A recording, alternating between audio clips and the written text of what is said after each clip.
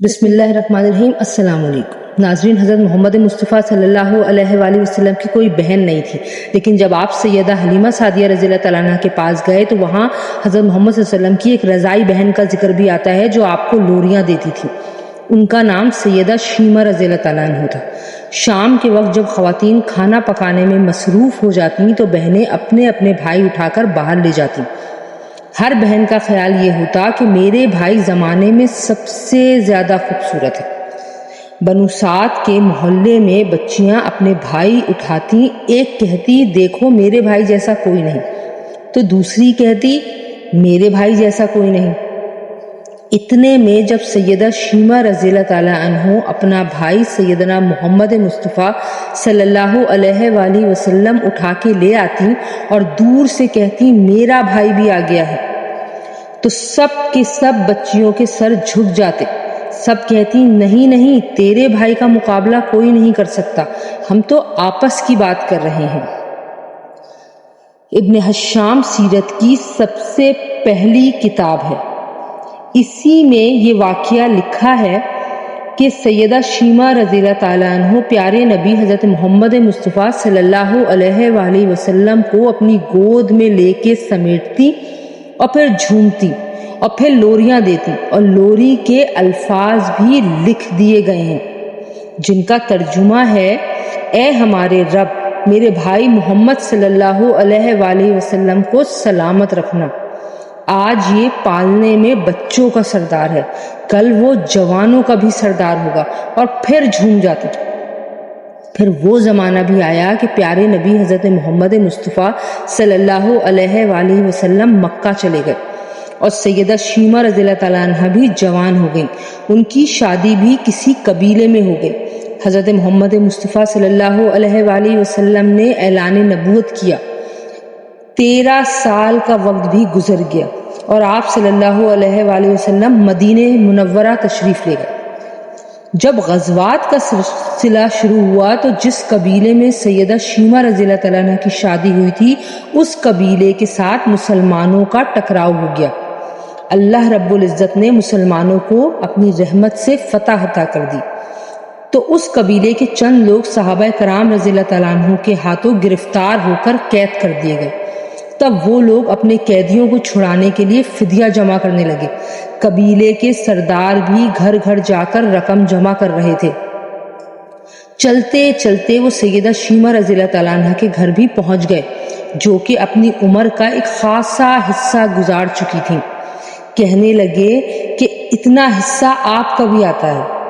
سیدہ شیمہ رضی اللہ تعالیٰ عنہ نے فرمایا حصہ کس لیے؟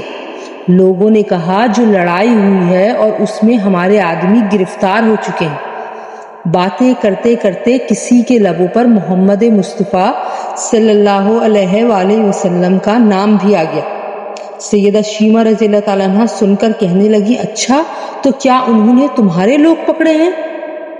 کہا ہاں۔ سیدہ شیمہ رضی اللہ تعالیٰ عنہ نے کہا تم رقم اکٹھی کرنا چھوڑ دو، مجھے ساتھ لے چلو۔ سردار نے کہا آپ کو ساتھ لے چلے؟ سیدہ شیمہ رضی اللہ تعالیٰ عنہ کہنے لگی ہاں، تم نہیں جانتے وہ میرا بھائی لگتا ہے۔ قبیلے کے سردار کے ساتھ جب سیدہ شیمہ رضی اللہ تعالیٰ عنہ پیارے نبی حضرت محمد مصطفیٰ صلی اللہ علیہ وآلہ وسلم کے نوری خیموں کی طرف جا رہی تھی اور صحابہ کرام رضی اللہ تعالیٰ عنہ ننگی تلواروں سے پہرا دے رہے تھے، وہ مدنی دور تھا۔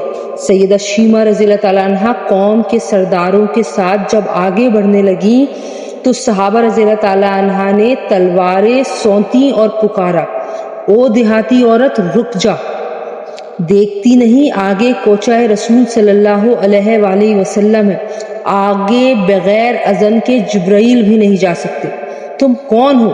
سیدہ شیمہ رضی اللہ تعالیٰ عنہ نے جواب میں جو الفاظ کہے ان کا اردو ترجمہ یہ ہے میری راہیں چھوڑ دو، تم جانتے نہیں میں تمہارے نبی صلی اللہ علیہ وآلہ وسلم کی بہن لگتی ہوں۔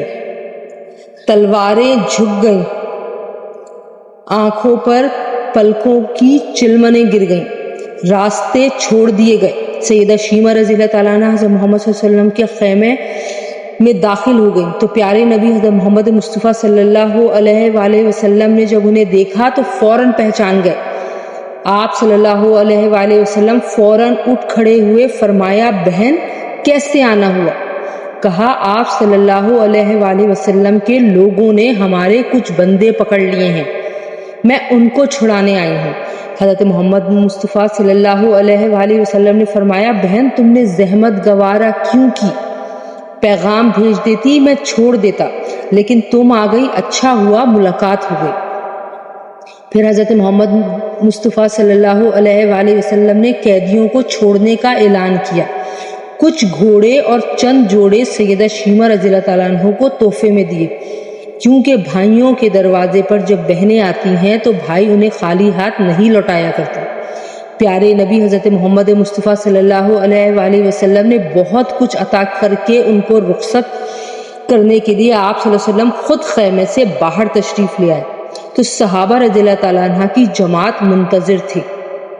آپ صلی اللہ علیہ وآلہ وسلم نے فرمایا اے صحابہ، آپ جانتے ہیں کہ جب بھی میں قیدی چھوڑا کرتا ہوں تو میری یہ عادت ہے کہ آپ سے مشاورت کرتا ہوں، لیکن آج ایسا موقع آیا کہ میں نے آپ سے مشاورت نہیں کی اور قیدی بھی چھوڑ دیے۔ صحابہ رضی اللہ تعالیٰ عنہ نے عرض کیا کہ پیارے نبی حضرت محمد مصطفیٰ صلی اللہ علیہ وآلہ وسلم آپ نے مشاورت کیوں نہیں کی؟ ارشاد تو فرمائیں۔ آپ صلی اللہ علیہ وآلہ وسلم نے فرمایا آج میرے دروازے پر میری بہن آئی تھی۔ سبحان اللہ۔